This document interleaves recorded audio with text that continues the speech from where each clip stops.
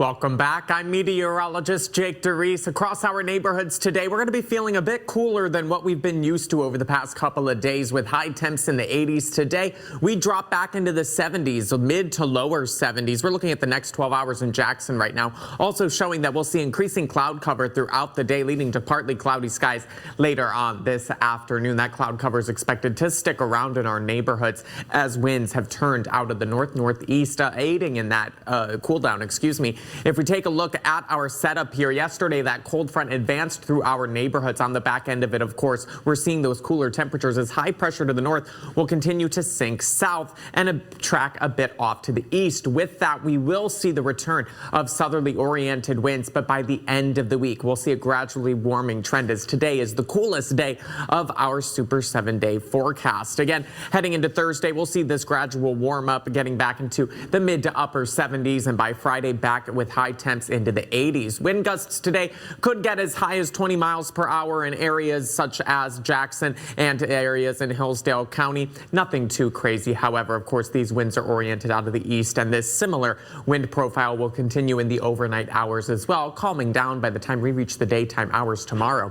Let's take a look at our satellite and radar. Not a lot here. Increasing cloud cover throughout the day. We're looking at noon today, continuing on throughout the afternoon and even in the overnight period. Overnight, we could see some areas of partly to mostly cloudy skies as we'll continue that trend throughout the day Thursday as well. By the time we reach those late evening hours, we're looking at 11 p.m. Thursday, we'll start to see some clearing as winds return to out of the south.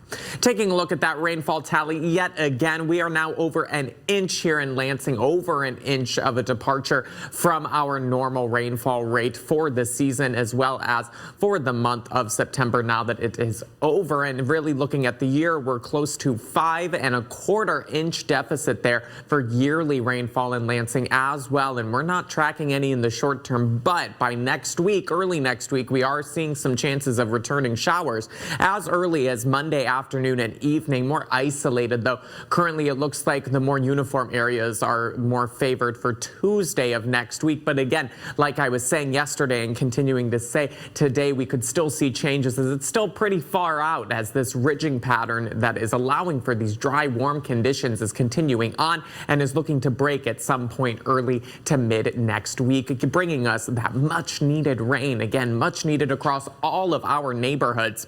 Back into the mid to lower 80s as a daytime high on Friday. Also seeing those skies clear, mostly sunny skies. And we'll see that through the weekend, meaning it's great to get outside for any outdoor activities, or even if that means decorating early, those outdoor decorations for Halloween. We'll start to cool into next week as well. Lower 80s on Monday, back into the lower 70s by the time we reach Tuesday, as again, we'll be tracking a chance for much needed rainfall.